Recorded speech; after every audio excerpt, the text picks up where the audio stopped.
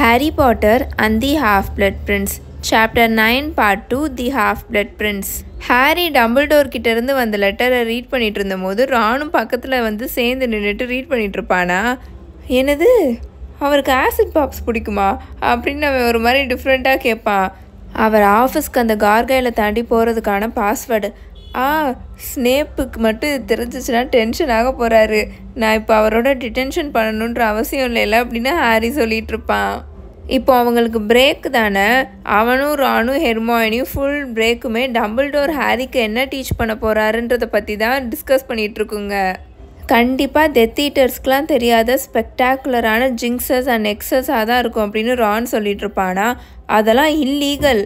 கண்டிப்பாக அவர் ஹாரிக்கு advanced defensive magic தான் சொல்லிக் கொடுப்பாரு அப்படின்னு ஹெர்மாயினி சொல்லிட்டு இருக்கோம். பிரேக் முடிஞ்சோடனே ஹெர்மாயினிக்கு அர்த்திமென்சி கிளாஸ் ஸ்டார்ட் ஆயிருமா. ஹாரிக்கும் ரானுக்கும் இது ஃப்ரீ பீரியட் தானே. ஸோ வேண்டா விருப்பா உட்காந்து ஸ்னேப் கொடுத்த ஹோம்ஒர்க்கை செஞ்சுக்கிட்டு இருப்பாங்க.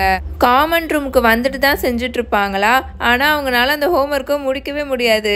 இவங்களுக்கு இந்த ஃப்ரீ பீரியட் முடிஞ்சு அடுத்து லன்ச் பிரேக்கில் அப்புறம் அவங்க லன்ச் போய் சாப்பிட்டுட்டு திரும்பவும் இவங்களுக்கு ஃப்ரீ பீரியட் தானே. வந்தக்கப்புறம் ஹெர்மாயினிக்கும் ஃப்ரீ பீரியடாக தான் இருக்குமா. ஸோ இவங்க கூட வந்து ஜாயின் பண்ணக்கப்புறம் தான் அவங்க ஸ்னேப்போட ஹோம்ஒர்க்கே முடிப்பாங்க. அது வந்தக்கப்புறம் தான் இவங்களை வேகமாக ஹோம்ஒர்க்கை முடிக்க வைக்கும். தென் இந்த பீரியட் முடிஞ்சக்கப்புறம், இந்த ஃப்ரீ பீரியட் முடிஞ்சக்கப்புறம் அவங்களுக்கு டபுள் போர்ஷன்ஸ் கிளாஸ் ஸ்டார்ட் ஆயிருமா. ஸோ வேகமாக கீழே டஞ்சனுக்கு ஓடிட்டு இருப்பாங்க. ரொம்ப நாளாக அந்த டஞ்சன் ஸ்னேப்போட கிளாஸாக தானே இருந்தது. இவங்க வேகமாக கீழே போய் அந்த கிளாஸ் ரூமுக்கு வெளியில் வெயிட் பண்ணிட்டு இருப்பாங்களா. அங்கே பார்த்தா ஸ்டூடெண்ட்ஸோட கூட்டம் கம்மியாக தான் இருக்கும். யாரும் நியூட் லெவலுக்கு ப்ராக்ரஸ் ஆகலை போல. கிராபையும் கோயிலையும் அங்கே ஆளவே காணோம். விச் மீன்ஸ் அவங்க ரெக்கார்டு அவுல் கிரேட் அச்சீவ் பண்ணல. ஆனால் அங்கே 4 ஸ்லிதரின் ஸ்டூடெண்ட்ஸ் நின்றுட்டு தான் இருப்பாங்க. அதில் மேல்ஃபாய் நின்றுட்டு இருப்பான். அப்புறம் 4 ராவன் கிளாஸ் ஸ்டூடெண்ட்ஸ் நின்றுட்டு இருப்பாங்க. ஒரே ஒரு ஹஃபில்பஃப் ஸ்டூடெண்ட் நின்றுட்டு இருப்பாங்க. எர்னி மேக்மெலன் இருக்கான்ல, அந்த பையன் நின்றுட்டு இருப்பான். ஹாரியை எர்னி பார்த்த உடனே வேகமாக வந்து ஹாரிக்கு கை கொடுத்துட்ருப்பான். Harry, morning defence against the dark arts பீரியடில் உங்ககிட்ட பேச எனக்கு சான்ஸே கிடைக்கல.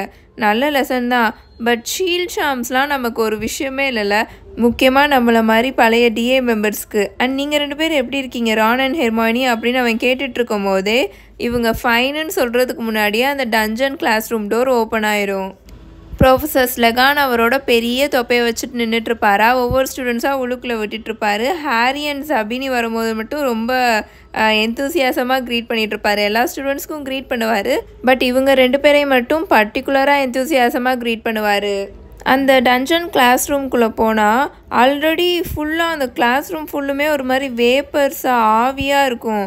அதுக்கப்புறம் ஒரு மாதிரி ஆடாக ஸ்மெல்ஸ் வந்துட்டுருக்கும் அன்யூஷுவலாக. ஆவினா புகை சொல்கிறேங்க, புகை வேப்பர்ஸாக இருக்கும் அந்த ரூம் ஃபுல்லுமே. அங்கே இருந்த 4 ஸ்லிதரின் ஸ்டூடெண்ட்ஸும் ஒரே டேபிளில் உட்காந்துப்பாங்க. ராவன் கிளா 4 ஸ்டூடெண்ட்ஸ் இருந்தாங்களா, அவங்களும் ஒரே டேபிளில் உட்காந்துப்பாங்க. Which means Harry, Ron, Hermione and Ernie இவங்க 4 பேரும் ஒரே டேபிளில் உட்காந்துப்பாங்க.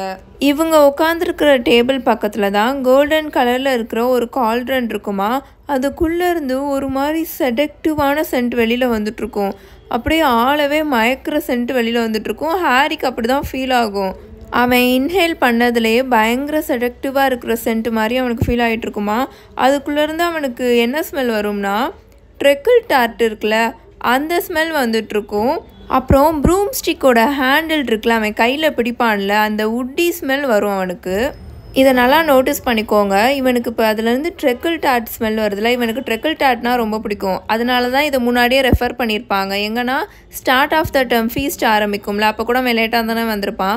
மெயின் கோர்ஸ் அவன் சாப்பிட்றதுக்கு முன்னாடியே வேனிஷ் ஆயிரும். அடுத்து புட்டிங் வந்துடும். ஸோ அவன் அந்த புட்டிங்கில் ட்ரெக்கிள் டார்ட்டை தான் ஃபஸ்ட்டு எடுத்து சாப்பிட்டுட்ருப்பான். அதனால தான் இதை முன்னாடியே அவங்க மென்ஷன் பண்ணியிருப்பாங்க. ஸோ அவனுக்கு ட்ரெக்கிள் டார்ட் ஸ்மெல்லு, அப்புறம் அந்த ப்ரூம் ஸ்டிக்லேருந்து வர உட்டி ஸ்மெல் இதெல்லாம் வந்துட்டுருக்குமா. கூடவே அவனுக்கு ஒரு மாதிரி ஒரு ஃப்ளார் ஸ்மெல் வந்துட்டுருக்கும். ஃப்ளாரோட சென்ட்டு வந்துட்டுருக்கும். அது வந்து அவனுக்கு பரோவில் ஸ்மெல் பண்ண மாதிரி அவனுக்கு ஃபீல் ஆச்சு. இதை நல்லா நோட் பண்ணிக்கோங்க. அவனுக்கு வந்து இப்போது ஒரு மாதிரி ஸ்லோவாக ப்ரீத் பண்ணுற மாதிரி இருக்கும். அவனோட ப்ரீத்திங்லாம் ரொம்ப ஸ்லோவாகிற மாதிரி இருக்கும். ப்ரீத்திங் ரொம்ப டீப்பாகவும் ஆகும். அவன் ரொம்ப ஸ்லோவாகவும் டீப்பாகவும் அந்த ஸ்மெல்லை இன்ஹேல் பண்ணிகிட்ருப்பான். அந்த போர்ஷன்லேருந்து வர போக அவன் ஏதோ இப்போ ட்ரிங்க் பண்ணியிருக்கிற மாதிரி அவனை ஆக்கும். அவனுக்கு ஒரு மாதிரி ஃப்ரீயாக ஹாப்பியாக ஃபீல் ஆகுமா. அவன் திரும்பி அப்படியே ராணை பார்த்து சிரிப்பான். பார்த்தா ராணும் ஒரு மாதிரி லேசிலி ஹாரியை பார்த்து சிரிச்சுக்கிட்டு இருப்பான். ஓகே எவ்ரிவன், உங்களோட scales, portion kids and advanced portion making book எடுத்து வெளியில் வச்சுக்கோங்க அப்படின்னு ப்ரொஃபஸர் ஸ்லகான் இப்போ முன்னாடி வந்து நின்றுட்டு சொல்லிட்டு இருப்பாரா. சார் அப்படின்னு ஹாரி அவனோட கையை தூக்குவான். ஹாரி மை பாய் அப்படின்னு அவர் கூப்பிடுவார். போர்ஷன் கிட்ஸோ புக்ஸோ என்கிட்டையும் ரான்கிட்டையும் இல்லை சார், நாங்கள் நியூட் போர்ஷன்ஸ் அட்டன் பண்ணுவோன்னு ரியலைஸே பண்ணலை அப்படின்னு ஹாரி சொல்லுவானா. எஸ் ப்ரொஃபஸர் மெகானகல் என்கிட்ட சொன்னாங்க. அதை பற்றிலாம் ஒரி பண்ணிக்காத மை டியர் பாய். இன்றைக்கி நீ ஸ்டோர் கபோர்டில் இருக்கிற இன்க்ரீடியன்ஸை யூஸ் பண்ணிக்கலாம். அண்டு ஸ்கேல்ஸ்லாம் இங்கே நிறையாவே இருக்கும், அதை நீ எடுத்துக்கலாம். ஃப்ளரிஷ் அண்ட் ப்ளோட்ஸுக்கு நீ லெட்டர் போட்டு வை. அங்கேருந்து புக்கு வர வரைக்கும் இங்கே small stack of old books இருக்குது, அதை நீ யூஸ் பண்ணிக்கலாம் அப்படின்னு ப்ரொஃபஸர் ஸ்லகான் சொல்லுவார். ஒரு நிமிஷம் நான் இதை மட்டும் சொல்லிக்கிறேன். இந்த இமேஜ் வீடியோவில் காமிச்சிருக்கேன் இல்லையா, இது மூவியில் வர இமேஜ். போர்ஷன்ஸ் கிளாஸில் அங்கே பாருங்களேன், நெவில், லாவெண்டர் ப்ரௌனு, அங்கே கேடி பெல்லாம் இருக்கிற மாதிரி காமிச்சிருக்காங்க. கேடி பெல் இவங்கள விட 1 இயர் சீனியர் ஸ்டூடெண்ட் வேறு. சீனியர் ஸ்டூடெண்ட் கூட சேர்ந்து இவங்க எப்படி கிளாஸ் அட்டென்ட் பண்ணுவாங்க? ஃபஸ்ட்டு இந்த குரூப் ஆஃப் ஸ்டூடெண்ட்ஸ் இந்த கிளாஸில் இருக்கவே மாட்டாங்க. ஸ்லிதரின்லேருந்து 4 ஸ்டூடெண்ட்ஸும், ராவன்க்ளாலேருந்து 4 ஸ்டூடெண்ட்ஸும், அப்புறம் கிரிஃபண்டோர்லேருந்து 3 ஸ்டூடெண்ட்ஸ், ஹஃபில் பஃபில் ஒரே ஒரு ஸ்டூடெண்ட். டோட்டலாக 12 ஸ்டூடெண்ட்ஸ் தான் போர்ஷன் நியூட் கிளாஸ் அட்டனே பண்ணுவாங்க. ஆனால் இவங்க தெரிஞ்ச முகத்தை திரும்ப திரும்ப ரிப்பீட் பண்ணி காமிக்கணுன்றதுக்காக தான் இந்த ஃபேஸஸ் எல்லாம் மூவியில் நிப்பாட்டி வச்சுருக்காங்க அங்கே கிளாஸில் ஹெர்மாயினிக்கு பின்னாடி. அட்லீஸ்ட் நெவில் அண்ட் லாவெண்டர் ப்ரௌனாவது இவங்களோட சேம் இயர் ஸ்டூடெண்ட்ஸு, ஓகே பரவாயில்லன்னு விட்டுறலாம். ஆனால் கேடி பெல்லாம் இவங்களுக்கும் சீனியர். அங்கே பாருங்கள் ரொமேல்டா வேன் பொண்ணை நிப்பாட்டி வச்சுருக்காங்க, அந்த பொண்ணெலாம் இவங்களுக்கு ஜூனியர். ஸோ யாரும் கன்ஃபியூஸ் ஆகிக்காதீங்க. நியூட் போர்ஷன்ஸ் மொத்தமே 12 ஸ்டூடெண்ட்ஸ் தான் அட்டன் பண்ணுறாங்க. ஸ்லகான் அந்த ரூமில் கார்னரில் இருக்கிற கபோர்டுக்கு போய் ரொம்ப நேரமாக எதையோ தேடிட்டு இருப்பாரா. தென் கையில் 2 பழைய அட்வான்ஸ்டு போர்ஷன் மேக்கிங் புக்கை எடுத்துகிட்டு வருவார். கூடவே 2 பழைய ஸ்கேல்ஸையும் எடுத்துகிட்டு வந்து ஹாரி அண்ட் ரான் கிட்ட கொடுப்பாரு. நீங்கள் எல்லோரும் பார்க்கணுன்னு ஒரு சில போர்ஷன்ஸ்லாம் நான் ப்ரிப்பேர் பண்ணி வச்சுருக்கேன். நீங்கள் நியூட் முடிக்கும் போது இந்த போர்ஷன்ஸ் எல்லாம் நீங்களாவே ப்ரிப்பேர் பண்ண தெரிஞ்சிருக்கணும்.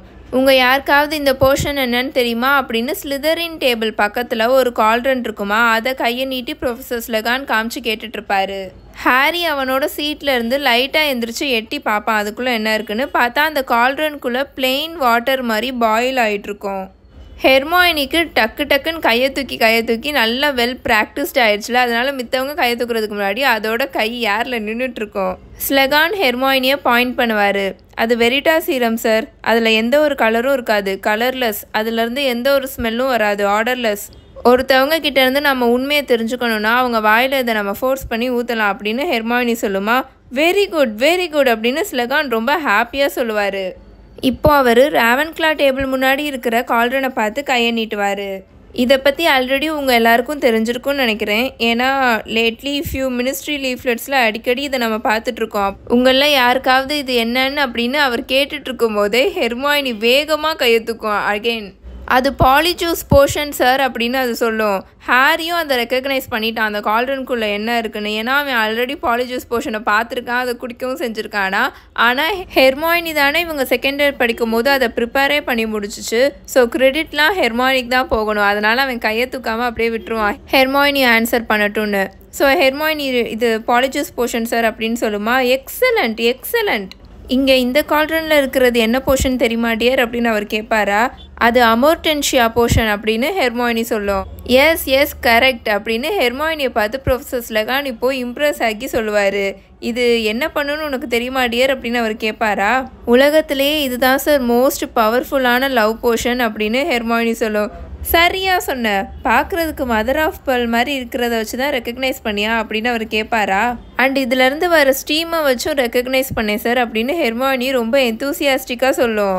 ஒவ்வொரு பேத்துக்கும் இந்த போர்ஷனோட ஸ்மெல் ஒவ்வொரு மாதிரி டிஃப்ரெண்ட்டாக வரும். நமக்கு எது அட்ராக்ட் ஆகுதோ அந்த ஸ்மெல் தான் நமக்கு வரும். எனக்கு இப்போ இதிலேருந்து ஃப்ரெஷ்ஷாக மோன் பண்ணப்பட்ட கிராஸ் ஸ்மெல்லும் அப்புறம் புது பார்ச்மெண்ட்டோட ஸ்மெல்லும் அண்ட் அப்படின்னு அதை சொல்லிக்கிட்டு இருக்கும்போதே டக்குன்னு ஸ்டாப் பண்ணிடும். அதோட முகமே அப்படியே பிங்க் கலரில் மாறிடும். அந்த சென்டென்ஸ் அது கம்ப்ளீட்டே பண்ணாது. உன்னோட பேர் என்னன்னு நான் தெரிஞ்சுக்கலாமா மை டியர் அப்படின்னு ஸ்லகான் ஹெர்மாயினி எம்பாரஸ் ஆகி நின்றுட்டு இருக்கிறத இக்னோர் பண்ணிட்டு கேட்பாரு. ஹெர்மாயினி கிரேஞ்சர் சார் அப்படின்னு ஹெர்மாயினி சொல்லும். கிரேஞ்சரா? ஒருவேளை நீ ஹெக்டர் டேகோர்த் கிரேஞ்சர் கூட ரிலேட் ஆன பொண்ணா? மோஸ்ட் எக்ஸ்ட்ரானரி சொசைட்டி ஆஃப் போர்ஷனர்ஸை கண்டுபிடிச்சாரே அவரோட சொந்தக்கார பொண்ணா நீ அப்படின்னு அவர் கேட்பாரா. இல்லை சார், நான் மகிழ்பான் அப்படின்னு ஹெர்மாயினி சொல்லும். மேல்ஃபாய் நாட்டுக்கிட்ட ஏதோ குசு குசுன்னு பேசி சிரிக்கிறத ஹாரி பார்ப்பான். பட் ஸ்லெகான் ஹெர்மாயினி மகிழ்பான்னு சொன்னதை கொஞ்சம் கூட பெருசாகவே எடுத்துக்க மாட்டார், டிஃப்ரெண்ட்டாகவே பார்க்க மாட்டார். ஆன் த கான்ட்ராரி அவர் ஹெர்மாயினியையும் ஹாரியையும் பார்த்து நல்லா ஸ்மைல் பண்ணுவார். ஓஹோ, என்னோட ஃப்ரெண்டும் மகிழ்வான் தான், அவள் தான் எங்கள் இயர்லே பெஸ்ட்டான ஸ்டூடெண்ட்டுன்னு நீ சொன்னது இந்த பொண்ணை தானா ஹாரி அப்படின்னு ஸ்லெகான் ஹாரியை பார்த்து கேட்பாரு. ஆமாம் சார் அப்படின்னு ஹாரி சொல்லுவான். Well very good miss Granger, கிரிஃபண்டோருக்கு 20 பாயிண்ட்ஸ் அப்படின்னு ஸ்லெகான் ரொம்ப ஹாப்பியாக சொல்லுவார். ஹெர்மாயினி மேல்ஃபாய் மூஞ்சில் குத்து விட்டும் போது மேல்ஃபாய் ஒரு ரியாக்ஷன் கொடுத்தார்ல, அந்த மாதிரி தான் இப்போ உட்காந்துருப்பான். ஹெர்மாயினி இப்போ ஹாரியை பார்த்து ரொம்ப சந்தோஷமாக திரும்பும். உண்மையாகவே நம்ம இயரில் நான் தான் பெஸ்ட்டான ஸ்டூடெண்ட்னு நீ அவர்கிட்ட சொன்னியா? ஓ ஹாரி அப்படின்னு அது சொல்லுமா? இதில் என்ன இருக்குது அப்படின்னு ராணி இப்போ குசு குசுன்னு பேசிகிட்டு இருப்பான். ஃபார் சம் ரீசன் அவன் பார்க்குறதுக்கு ஒரு மாதிரி எரிச்சலில் இருந்த மாதிரி இருந்தது. என்கிட்ட கேட்டிருந்தாருன்னா நானும் நீ தான் நம்ம இயர்லேயே பெஸ்ட்டான ஸ்டூடெண்ட்டுன்னு சொல்லியிருப்பேன் அப்படின்னு ரான் சொல்லிட்டு இருப்பானா. ஹெர்மாயினி அப்படின்னு ஸ்மைல் பண்ணிக்கிட்டே சொல்லிட்டு இருக்கோம். ஏன்னா அங்கே ப்ரொஃபஸர் ஸ்லெகான் பேசிகிட்டு இருப்பாரா, அவர் பேசுகிறத கேட்கணுன்றதுக்காக அப்படின்னு சொல்லிட்டு இருக்கோம் ஸ்மைல் பண்ணிவிட்டு. ரான் ஒரு மாதிரி லைட்டாக கடுப்பாக உட்காந்துருக்கிற மாதிரி இருக்கும். அஃப்கோர்ஸ் அமர்ஜென்சியாக லவ்வெல்லாம் க்ரியேட் பண்ணாது. லவ்வை மேனுஃபேக்சர் பண்ணுறதும் இமிட்டேட் பண்ணுறதும் இம்பாசிபிளான விஷயம். இது ஜஸ்ட் சிம்ப்ளி பவர்ஃபுல்லான இன்ஃபேச்சுவேஷனையும் அப்சர்ஷனையும் க்ரியேட் பண்ணும். உண்மையை சொல்லணுன்னா இந்த ரூம்லேயே மோஸ்ட் டேஞ்சரஸ் அண்ட் பவர்ஃபுல்லான போர்ஷன்னா அது இதுதான் அப்படின்னு அவர் சொல்லிட்டு இருப்பாரா. அப்போ மேல்ஃபாயும் நாட்டும் அவனுங்க எப்போவுமே ஒரு மாதிரி திமிரா சிரிப்பானுங்களா, அந்த மாதிரி சிரிச்சுட்டு உட்காந்துட்டு இருப்பானுங்களா. ஸ்லெகான் அவங்க 2 பேரை பார்த்து தலையாட்டிக்கிட்டே, நான் இவ்வளோ நாள் வாழ்ந்த வாழ்க்கையை நீங்களும் வாழ்ந்திருந்தீங்கன்னா கண்டிப்பாக அப்சசிவான லவ்வோட பவரை நீங்கள் அண்டர் எஸ்டிமேட் பண்ண மாட்டீங்க அப்படின்னு அவர் சொல்லிட்டு இருப்பாரு. சரி, இப்போ நம்ம ஒர்க் பண்ணுறதுக்கான டைம் வந்துருச்சு அப்படின்னு ஸ்லெகான் சொல்லுவாரா. சார் நீங்கள் இதில் என்ன இருக்குன்னு சொல்லவே இல்லை அப்படின்னு எர்னி மேக்மில்லன் இருக்கான்ல, அவன் ஸ்லெகானோட டெஸ்க்கு மேலே ஒரு சின்ன பிளாக் கலர் கால்ரன் இருக்கும், அதை கையை நீட்டி கேட்டுட்ருப்பான். அதுக்குள்ளே இருக்கிற போர்ஷன் நல்லா ஸ்ப்ளாஷ் ஆகிட்டுருக்குமா, அதோட கலர் நல்லா மால்டன் கோல்டு கலரில் இருக்கும். ஓஹோ அப்படின்னு ஸ்லெகான் இப்போ திரும்ப பேச ஆரம்பிப்பாரா. ஹாரிக்கு நல்லாவே தெரியும் ஸ்லெகான் அதை பற்றி சொல்ல மறக்கலன்னு.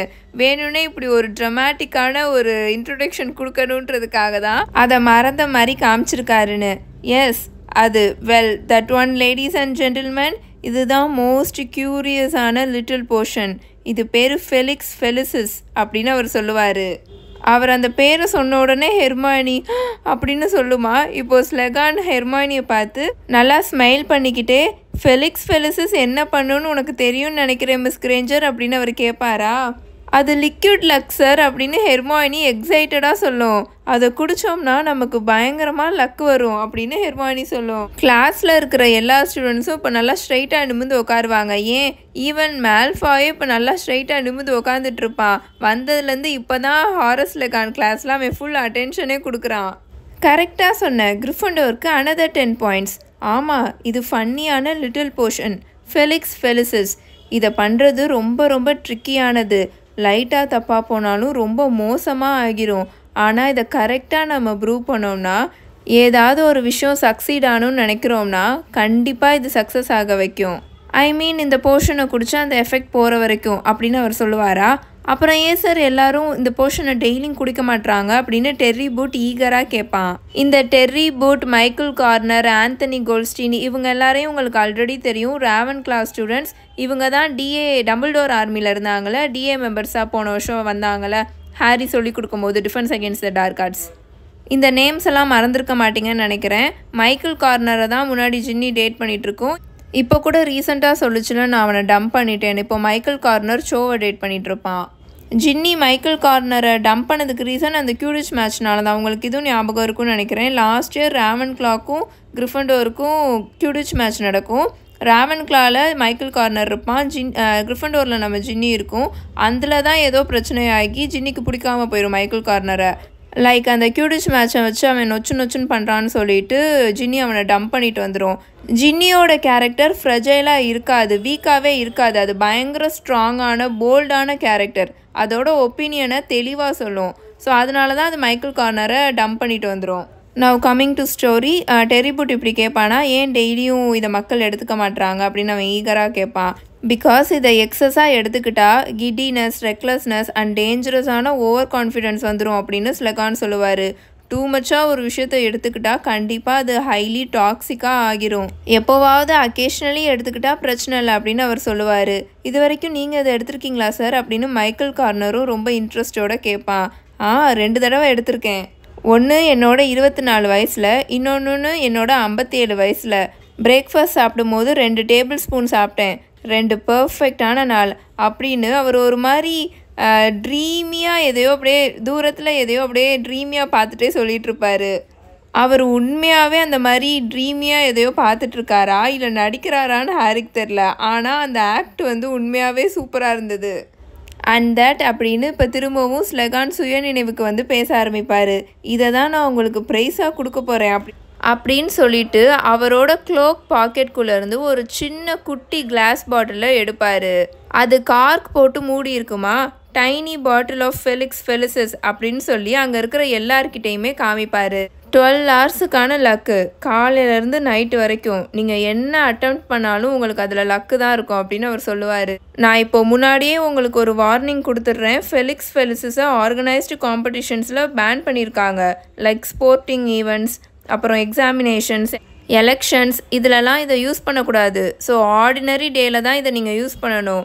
உங்களோட ஆர்டினரி டே எப்படி ஒரு எக்ஸ்ட்ராடினரியான டேயாக மாறுதுன்னு நீங்கள் பாருங்கள் அப்படின்னு அவர் சொல்லுவார். ஸோ எப்படி நீங்கள் என்னோட இந்த ஃபேபுலஸான ப்ரைஸை வின் பண்ண போகிறீங்க? அதுக்கு தான் நீங்கள் அட்வான்ஸ்டு போர்ஷன் மேக்கிங் புக்கில் பேஜ் நம்பர் 10 ஓப்பன் பண்ணணும். நமக்கு இன்னும் 1 மணி நேரம் மிச்சம் இருக்குது. அதுக்குள்ளே நீங்கள் ட்ராட் ஆஃப் லிவிங் டெத் போர்ஷனை ரெடி பண்ணணும். எனக்கு தெரியும் நீங்கள் ஆல்ரெடி பண்ணியிருக்க போர்ஷன்ஸை விட இப்போ பண்ண போகிற போர்ஷன் ரொம்ப காம்ப்ளெக்ஸானது தான்.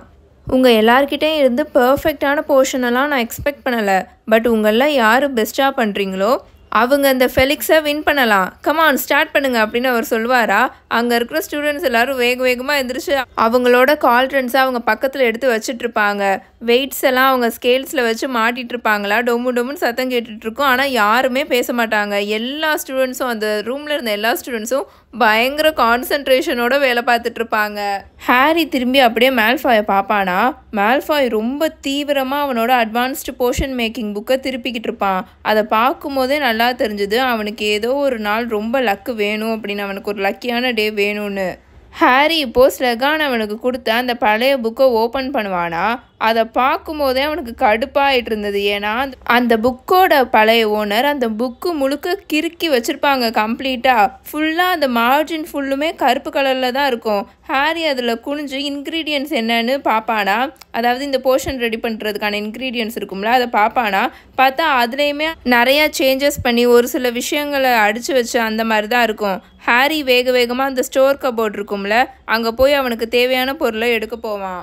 பொருளை எடுத்துட்டு ஹாரி திரும்ப அவனோட கால்ட்ரன் கிட்ட வருவானா. பார்த்தா அங்கே மேல்ஃபாய் அவனோட வெலேரியன் ரூட்ஸை எவ்வளோ ஃபாஸ்ட்டாக கட் பண்ண முடியுமோ அவ்வளோ ஃபாஸ்ட்டாக கட் பண்ணிக்கிட்டு இருப்பான். அங்கே இருக்கிற ஒவ்வொரு ஸ்டூடெண்ட்ஸும் திரும்பி ஒவ்வொரு ஸ்டூடெண்ட்ஸை பார்த்துக்கிட்டே தான் வேலை பண்ணிகிட்டு இருப்பாங்க. அது போத் அட்வான்டேஜாகவும் இருக்கும், டிஸ்அட்வான்டேஜாகவும் இருக்கும். ஏன்னா நம்ம ஒர்க்கை ப்ரைவேட்டாக பண்ண முடியாதுல்ல. அடுத்த ஒரு 10 நிமிஷத்துலேயே அந்த ரூம் ஃபுல்லாக ப்ளூயிஷ் கலரில் ஸ்டீமாக ஆகிரும். அஃப்கோர்ஸ் ஹெர்மாயினியோடது இப்போ நல்லாவே ப்ராக்ரஸ் ஆகிருக்கும். ஏன்னா அது பார்க்குறதுக்கு நல்ல ஸ்மூத்தாக பிளாக் கரண்ட் கலர்டு லிக்விட் மாதிரி இருக்குமா. அதுதான் ஐடியல் ஹாஃப்வே ஸ்டேஜ் அப்படின்னு புக்கில் மென்ஷன் பண்ணியிருப்பாங்க. ஹாரி அவனோட ரூட்ஸை சாப் பண்ணி முடிச்சுட்டு குடிஞ்சு அவனோட புக்கை பார்ப்பானா. அதை பார்க்கும்போது அவனுக்கு செம்ம இரிட்டேட் ஆகிட்ருக்கும். ஏன்னா அதில் இருக்கிற ஒவ்வொரு இன்ஸ்ட்ரக்ஷனையும் அடித்து வச்சு இந்த புக்கோட ப்ரீவியஸ் ஓனர் வேறு மாதிரி எழுதி வச்சுருப்பாங்க. சோப்போஃபோரஸ் பீனை கட் பண்ணணும்னு ஒரு இன்ஸ்ட்ரக்ஷன் இருக்குமா. அதுலேயும் ப்ரீவியஸ் ஓனருக்கு ஏதோ இஷ்யூ போல் அதையும் அடித்து வச்சு அதுக்கு அல்டர்னேட்டிவ் இன்ஸ்ட்ரக்ஷனை எழுதி வச்சுருப்பாங்க. அதில் என்ன எழுதியிருக்கும்னா, சில்வர் கத்தியை ஃப்ளாட் சைடில் வச்சு அமுக்கணும், க்ரஷ் பண்ணணும்னு எழுதியிருக்கும். அந்த பீனை கட் பண்ணுறதை விட இப்படி பண்ணாதான் அதில் இருக்கிற ஜூஸ் எல்லாம் ரிலீஸ் ஆகும் அப்படின்னு எழுதியிருக்குமா. சார், உங்களுக்கு என்னோட தாத்தா அப்ராக்சஸ் மேல்ஃபாயை தெரியும்னு நான் நினைக்கிறேன் அப்படின்னு ஒரு வாய்ஸ் வருமா. ஹாரி வேகமாக நிமிர்ந்து பார்ப்பான். பார்த்தா ஸ்லெகான் ஸ்லிதரின் டேபிளை பாஸ் பண்ணி நடந்து போயிட்டுருப்பாரா. ஆமாம் அப்படின்னு ஸ்லெகான் மேல்ஃபாயை பார்க்காமே பேசிட்டு நடந்து போயிட்டுருப்பாரு. அவர் இறந்து போன விஷயத்த கேட்கும்போது எனக்கு ரொம்பவே கஷ்டமாக தான் இருந்தது. பட் அது எக்ஸ்பெக்டே பண்ணாது தானே. ஏன்னா அவரோட வயசில் ட்ராகன் பாக்ஸ் வரதெல்லாம் அப்படின்னு சொல்லிட்டு அவர் பாட்டுக்கு நடந்து போய்கிட்டு இருப்பாரா. ஹாரி இப்போது அவனோட கால்ட்ரனை பார்த்து திரும்பிடுவானா. அவனுக்கு சிரிப்பாக வரும். ஹாரியையும் சபினியையும் ஸ்லெகான் எப்படி ட்ரீட் பண்ணாரோ அதே மாதிரி மேல்ஃபாயை ட்ரீட் பண்ணுவாருன்னு அவன் நினச்சிருப்பான் போல். பட் அதை விட பெட்டராகவும், ஏன்னா இப்போ ஸ்னேப்லாம் மேல்ஃபாயை வேறு லெவலில் ட்ரீட் பண்ணுவார்ல, அந்த மாதிரி ட்ரீட் பண்ணுவார் அப்படின்னு மேல்ஃபாய் எக்ஸ்பெக்ட் பண்ணியிருப்பான் போல். ஆனால் அதுக்கு அப்படியே ஆப்போசிட்டாக நடந்துருச்சு. இப்போது வேறு வழியே இல்லை, அவனோட டேலண்ட்டை யூஸ் பண்ணால் மட்டும்தான் அந்த பாட்டில் ஆஃப் ஃபெலிக்ஸ் ஃபெலிசிஸை அவனால் வின் பண்ண முடியும். இந்த சோப்போஃபோரஸ் பீனை ஹாரினால் கட் பண்ணவே முடியல, பயங்கர கஷ்டமாக இருந்தது. ஹாரி திரும்பி ஹெர்மாயினியை பார்த்து, உன்னோட சில்வர் நைஃபை நான் பாரோ பண்ணிக்குவா அப்படின்னு கேட்பானா. ஓகே அப்படின்னு அது வேக வேகமாக தலையாட்டுமா. ஆனால் அது ஹாரியை திரும்பி பார்க்கவே பார்க்காது, அதோட போர்ஷனையே பார்த்துட்டு நின்றுட்டுருக்கோம். அது இப்போ பார்க்குறதுக்கு நல்ல டீப் பர்பிள் கலரில் இருக்கும். பட் புக்கு படி அது இந்நேரத்துக்கு லைட் ஷேட் ஆஃப் லைலாக் கலரில் மாறி இருக்கணும். பட் அது ஸ்டில் டீப் பர்பிள் கலர்லேயே இருந்தது. ஹாரி இப்போது ஹெர்மாயினி கிட்டேருந்து வாங்கின அந்த சில்வர் டேகர் இருக்கும்ல, நைஃப் இருக்கும்ல, அதை ஃப்ளாட்டாக வச்சு அந்த பீனை நல்லா க்ரஷ் பண்ணுவானா. பார்த்தா அவனுக்கே ஷாக்கிங்காக இருந்தது. வேக வேகமாக அந்த பீனுக்குள்ளேருந்து நிறைய ஜூஸாக வெளியில் வர ஆரம்பிச்சிருச்சா. அவனால் அதை நம்பவே முடியல. இத்தனைக்கூண்டு பீனுக்குள்ளே இவ்வளோ ஜூஸாக இருக்கும் அப்படின்னு சொல்லிட்டு அவன் வேக வேகமாக அதை எடுத்து அவனோட கால்ட்ரனுக்குள்ளே ஊற்றிட்டு இருப்பானா. அடுத்த செகண்டே அவனோட போர்ஷன் டெக்ஸ்ட் புக்கில் டிஸ்கிரைப் பண்ணியிருக்கிற மாதிரியே லைலாக் கலரில் மாறிடும். எக்ஸாக்ட் அந்த லைலாக் கலர் ஷேடில் மாறிடும். இந்த புக்கோட ப்ரீவியஸ் ஓனர் மேலே இருந்த கடுப்பு, அந்த எரிச்சல் எல்லாம் இன்ஸ்டண்ட்டாக ஹாரிக்கு மறைஞ்சிரும், அப்படியே வேனிஷ் ஆயிரும். ஹாரி வேகமாக அந்த இன்ஸ்ட்ரக்ஷன்ஸோட நெக்ஸ்ட் லைனை ரீட் பண்ணுவானா.